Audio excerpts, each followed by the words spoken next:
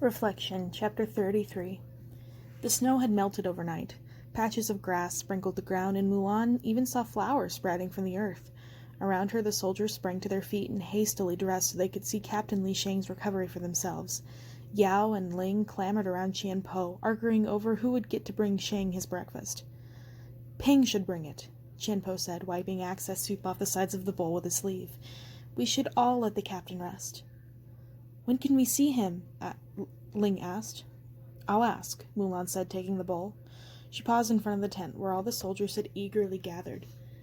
"He just woke up, so give him a moment." Yao shooed the soldiers away. "Yeah, give him a moment." Chi Fu, however, was insistent on seeing Shang. Carrying his head high, he strode into the front of the tent and rapped Mulan's shoulder with his scroll before she could go inside. "I demand to speak to the captain." "He's resting," said Mulan cheerfully. Not even Chi Fu's demands would annoy her this morning. "Resting," Chi Fu scoffed. "A likely story. You must be delusional, Ping. Given how severely Captain Li Shang was wounded, I hardly bet he's recovered." Shang finished for the Emperor's advisor, crouching to exit the tent. "Yes, I'm recovered, and I highly suggest everyone eats a full breakfast this morning. We have a long day's march ahead to the imperial city." The soldiers fell silent. Even Chi Fu stopped talking. His jaw fell, hanging agape. "It's a miracle," the soldiers whispered to one another. "He's alive." Knowing she was grinning like an idiot, Mulan passed Shang his breakfast. "Welcome back, Captain Li." "Well, this is a surprise," Chi Fu said, pulling on to one of his whiskers. "How did this happen?" Shang rested his hand on Mulan's shoulder. "Ping took care of me.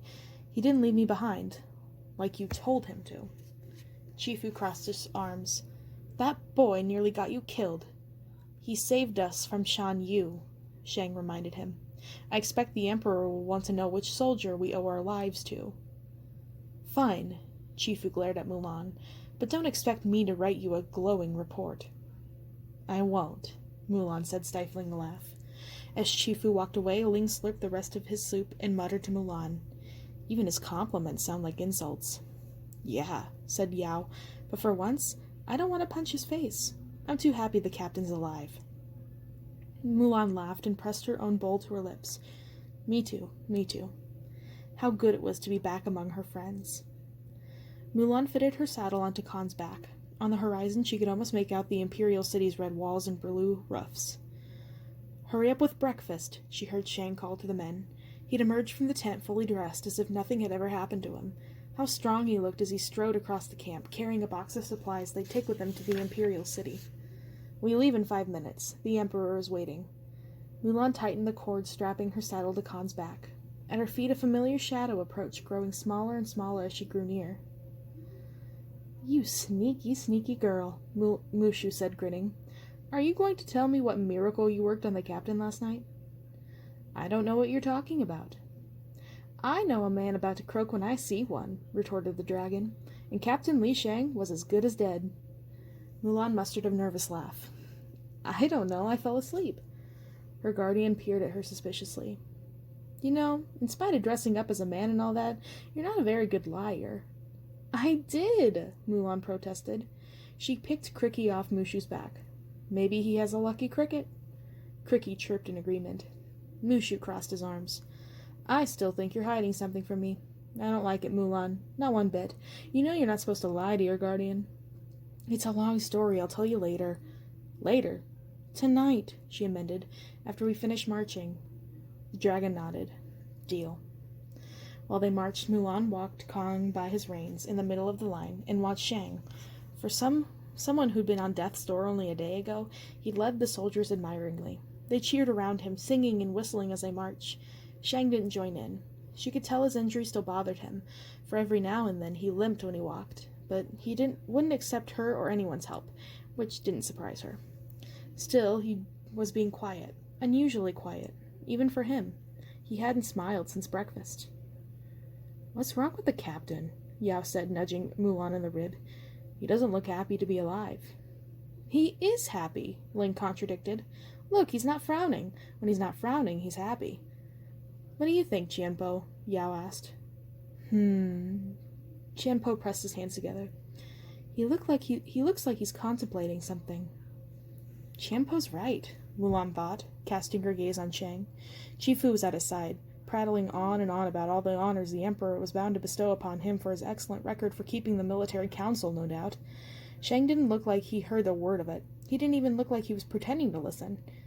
He looks preoccupied. Mulan wondered what Shang was thinking about. She had to restrain herself from going up to him and asking.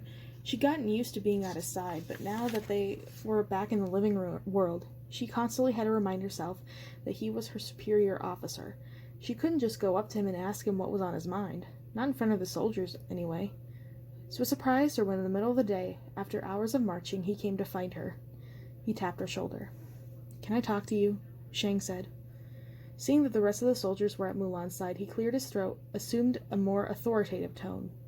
"Ping, walk with me. Qianpo will lead the troops for now. Don't slow down." Mulan passed Khan's reins to Ling. She saw Mushu try to follow her, but she gave a tiny shake of her head. Yao and Qianpo sent curious glances her way too, but Mulan ignored them and followed Shang.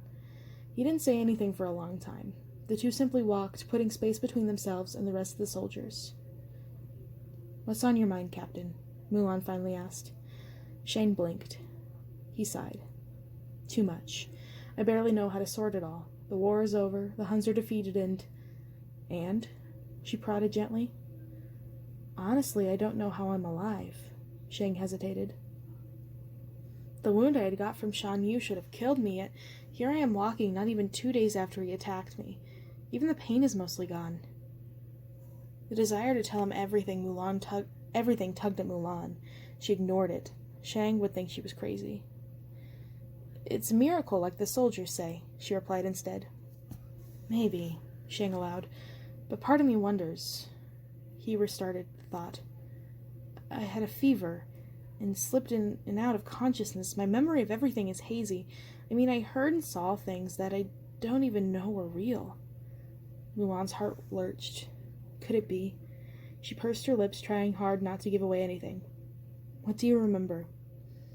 I remember being so sure I was going to die that I asked you to go to my mother and